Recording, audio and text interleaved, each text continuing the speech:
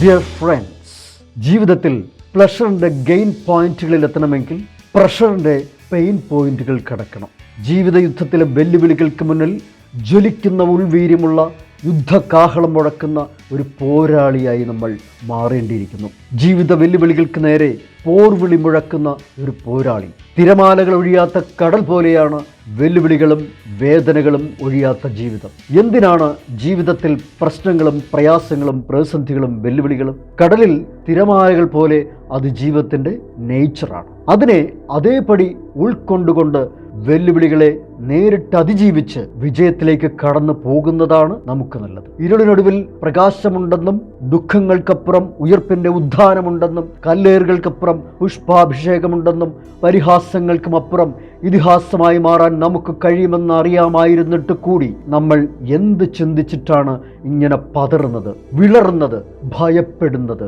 ജീവിതത്തിൽ ജനനത്തിനും മരണത്തിനുമിടയിൽ എവിടെയാണ് വെല്ലുവിളികൾ ഇല്ലാത്തത്? ജനനത്തിലും അറിവ് തേടലിലും തൊഴിലിലും ധനസമ്പാദനത്തിലും നിലനിൽപ്പിലും വ്യക്തിജീവിതത്തിലും കുടുംബജീവിതത്തിലും നിരവധി വെല്ലുവിളികൾ നാം നേരിടുന്നുണ്ട്. നമ്മുടെ പ്രാപ്തിയും ശേഷിയും മാറ്റുരയ്ക്കാനും പരീക്ഷിക്കാനും കഴിവിനെ രാഗിമിനിക്ക് മൂർച്ച കൂട്ടാനും പ്രകൃതിയും പ്രപഞ്ചവും പ്രപഞ്ചശക്തിയും കാലവും കർമ്മവും നടത്തുന്ന അനിവാര്യമായ അഗ്നി പരീക്ഷണങ്ങളാണത്. അതിനെ സ്നേഹത്തോടെ പുഞ്ചിരിച്ചുകൊണ്ടും പരാതി പറയാതെയും പരിഭവിക്കാതെയും പഴിക്കാതെയും സന്തോഷത്തോടെ നേരിട്ട് അതിജീവിച്ച് വിജയിക്കേണ്ടത് നമ്മുടെ കടമയും ഉത്തരവാദിത്വമാണ്. വെല്ലുവിളികളെ അതിജീവിക്കുമ്പോൾ നമുക്ക് വിജയിക്കാൻ ആവശ്യമായ സാധ്യതകളും സുവർണാവസരങ്ങളും തെളിഞ്ഞു വരും. വെല്ലുവിളി ഘട്ടങ്ങൾ എന്നത് നമ്മുടെ ശക്തിയും കഴിവും പ്രാപ്തിയും വർദ്ധിപ്പിക്കാൻ തന്നെയാണ് മുന്നിൽ വരുന്നത് എന്ന് തിരിച്ചറിയാൻ കഴിയണം. ജീവിതത്തെ നിങ്ങൾ ആത്മാർത്ഥമായി സ്നേഹിക്കുന്നുവെങ്കിൽ വെല്ലുവിളികൾക്ക് മുന്നിൽ നിങ്ങൾ തളരുകയോ തകരുകയോ ചെയ്യില്ല എന്ന് പ്രതിജ്ഞയെടുക്കണം. അതിനുള്ളൊരു പേഴ്സിസ്റ്റൻസ് ഉണ്ടായിരിക്കണം, വാശിയുണ്ടായിരിക്കണം. ഹൃദയ ദൗർബല്യമോ വികാരദോഷമോ ഇല്ലാതെ പാറ പോലെ ഉറച്ചു നിന്ന് നേരിടാനുള്ള മനക്കരുത്തിലൂടെയാണ് നമ്മൾക്ക് വിജയിക്കാനാവുക എന്ന് മനസ്സിലുറപ്പിക്കണം. ഞാൻ വിജയിക്കുമെന്നും എനിക്കതിന് കഴിയുമെന്നുള്ള ചങ്കുറപ്പും കരുളുറപ്പും മനസ്സുറപ്പും കൊണ്ട് മാത്രമേ നമ്മുടെ മികച്ച കഴിവുകളെ യുദ്ധകാല വീര്യത്തോടുകൂടി പുറത്തെടുക്കാൻ സാധിക്കുകയുള്ളൂ എന്ന് നമുക്ക് തിരിച്ചറിയാൻ സാധിക്കണം. ഉൾക്കരുത്താണ് മനുഷ്യൻ്റെ കരുതലോടെയുള്ള കരുനീക്കങ്ങൾക്കും കരുപ്പിടിപ്പിക്കലുകൾക്കും ധീരമായ തീരുമാനങ്ങൾക്കും കാരണമാകുന്നത്. ആ തീരുമാനങ്ങൾക്കൊടുവിലാണ് നമ്മളുടെ വിധി നിർണയിക്കപ്പെടുന്നത്. ജീവിതത്തിൻ്റെ നേച്ചറായ വെല്ലുവിളികളോടും പ്രയാസങ്ങളോടും പ്രതിസന്ധികളോടും പ്രശ്നങ്ങളോടും പോരാടുവാൻ ഒരു ജീവൻ മരണ പോരാട്ടത്തിന് തയ്യാറുള്ള കത്തുന്ന മനസ്സുള്ള പോരാളിയെ പോലെ ആയിരിക്കണം നമ്മുടെ മനസ്സ്. ഉൾവീര്യവും ശൗര്യവും ധൈര്യവുമാണ് ജീവിത യുദ്ധം വിജയിക്കാൻ വേണ്ട ആയുധങ്ങൾ എന്ന് പറയുന്നത്.